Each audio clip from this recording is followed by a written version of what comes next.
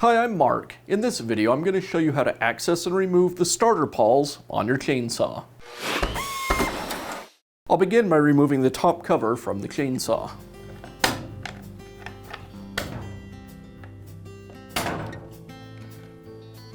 With the top cover removed, now I can remove the starter.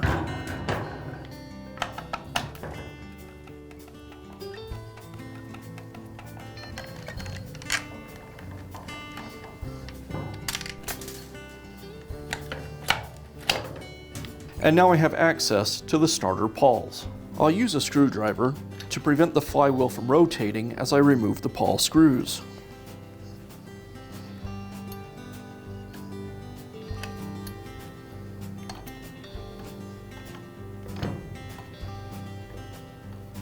There's a spring attached to the pawl. I'll be careful that I don't lose that spring as I remove the assembly.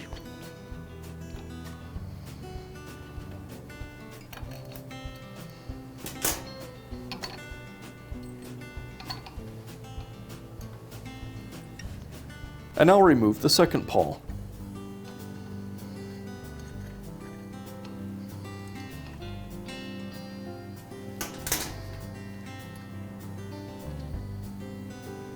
And that's how easy it is to access or remove the starter pawls on your chainsaw.